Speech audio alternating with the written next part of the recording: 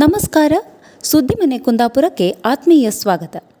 ಶ್ರೀ ಕ್ಷೇತ್ರ ಧರ್ಮಸ್ಥಳದ ಬಗ್ಗೆ ಅಪಪ್ರಚಾರ ಹಾಗೂ ಅನವಶ್ಯಕ ದಾಳಿಯನ್ನು ವಿರೋಧಿಸಿ ಕುಂದಾಪುರದ ಶಾಸ್ತ್ರಿ ವೃತ್ತದ ಬಳಿ ಶ್ರೀ ಕ್ಷೇತ್ರ ಧರ್ಮಸ್ಥಳ ಭಕ್ತಾಭಿಮಾನಿಗಳ ವೇದಿಕೆ ವತಿಯಿಂದ ಧರ್ಮ ಸಂರಕ್ಷಣಾ ಜನಾಗ್ರಹ ಸಭೆ ನಡೆಯಿತು.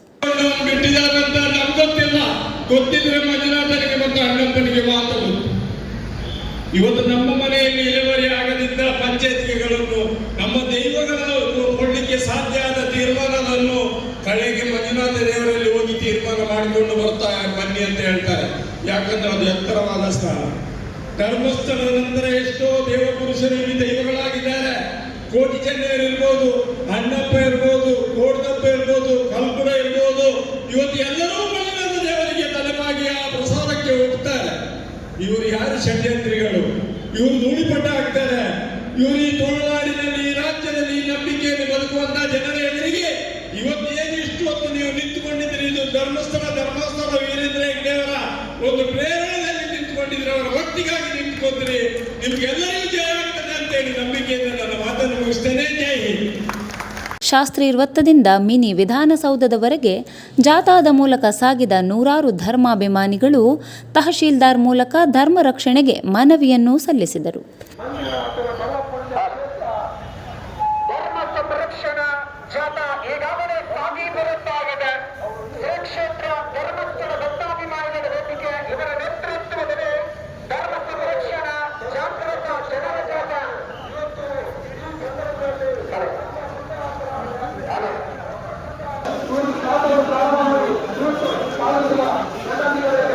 ಭಕ್ತರು ಸೇರಿ, ಅಭಿಮಾನಿಗಳು ಸೇರಿ ಇವತ್ತು ನಾವು ಸರ್ಕಾರಕ್ಕೆ ಮನವಿಯನ್ನು ಕೊಡಬೇಕು. ಸರ್ಕಾರ ಮನೆ ಉದ್ದೇಶ ಏನಂದರೆ, ಯಾವುದೇ ಕಾನೂನು ರೀತಿಯ ಕ್ರಮಗಳಿಗೆ ನಾವೆಲ್ಲವೂ ಸಹ ಶ್ರೀ ಕ್ಷೇತ್ರವೂ ಇದೆ, ನಾವೆಲ್ಲರೂ ಬದ್ಧರಾಗಿದ್ದೇವೆ.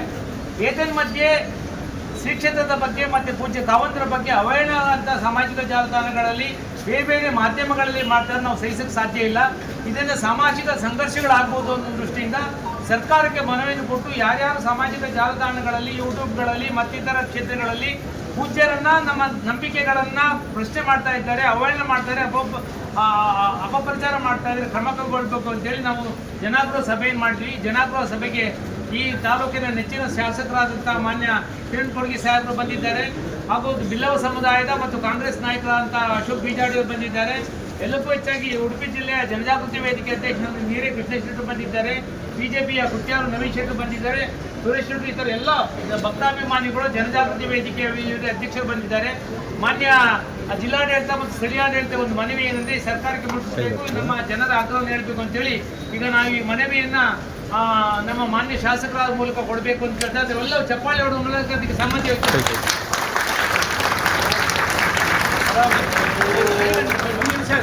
ಓಂಕಾರದೊಂದಿಗೆ ನಾವು ಸಂವಿಧಾನಕ್ಕೆ ಬದ್ಧ, ಆದರೆ ಧರ್ಮ ಬಿಟ್ಟಲ್ಲ, ನಂಬಿಕೆ ಬಿಟ್ಟಲ್ಲ. ನಂಬಿಕೆಗೆ ಇವತ್ತು ಬಹಳ ತೊಂದರೆ ಬರ್ತಾ ಇದೆ. ನಮ್ಮ ಈ ನಾಡಲ್ಲಿ ಶಂಕರಾಚಾರ್ಯರು, ಮಧ್ವಾಚಾರ್ಯರು ಎಲ್ಲ ಬಂದು ಹೋದಂಥ ಒಂದು ನಂಬಿಕೆಯ ನಾಡು ಇದು.